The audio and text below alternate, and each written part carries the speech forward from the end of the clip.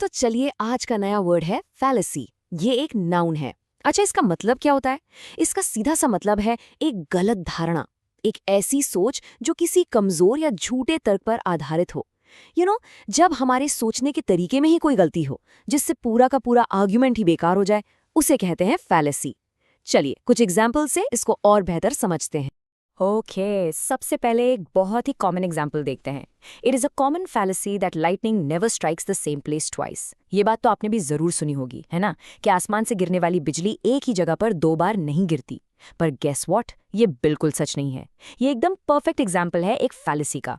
मतलब एक ऐसी गलत बात जिस पर इतने सारे लोग सालों से यकीन करते आ रहे हैं। अब सोचिए, एक छोटी सी फैलेसी कितना बड़ा असर डाल सकती है। ये सेंटेंस देखिए, He built his entire philosophical theory on a fallacy, making his conclusions invalid. यहाँ किसी ने अपनी पूरी की पूरी फिलॉसफी, अपना पूरा सिद्धांत ही एक गलत आइडिया पर बना डाला। तो सोचिए इसका नतीजा क्या हुआ होगा। ऑफ कोर्स उनके सारे कंक्लूजन्स, सारे निष्कर्ष सब गलत हो गए। ये बिल्कुल वैसा ही है जैसे आप कमजोर नींव पर एक बहुत बड़ी बिल्डिंग खड़ी कर दें, गिरेगी ही ना। तो फैलेसी को पहचानने की स्किल आपके रियल लाइफ में बहुत काम आ सकती है, खास करके डिबेट्स और डिस्कशंस में। जैसे इस सेंटेंस में, during the debate she was quick two point out the fallacy in her opponents reasoning. मतलब बहस के दौरान उसने झट से अपने अपोनेंट के तर्क में छिपी गलती यानी फैलेसी को पकड़ लिया। देखा आपने, यही तो पावर है फैलेसी को समझने की। ये आपको किसी भी डिस्कशन में एक क्लियर एडवांटेज देती है। लेकिन सवाल यह है कि हम ये सब सीख क्यों रहे हैं? इसका रोजमर्रा की जिंदगी में क्या यूज है?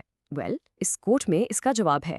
In media analysis, identifying a logical fallacy is the first step to uncovering a bias in a report. समझे आप?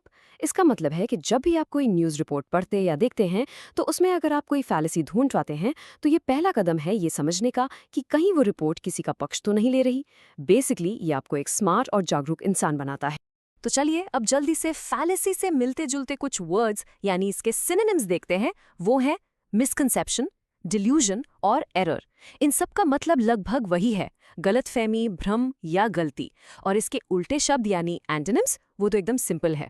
ट्रूथ्स, फैक्ट और सर्टेनिटी, मतलब सच, तथ्य और निश्चितता। तो अब आपके लिए एक छोटा सा टास्क। अगली बार जब भी आप किसी को कोई आर्ग्यूमेंट देते हुए सुने, तो कोशिश कीजिएगा उसमें छिपी फैलेसी को पकड़ने की।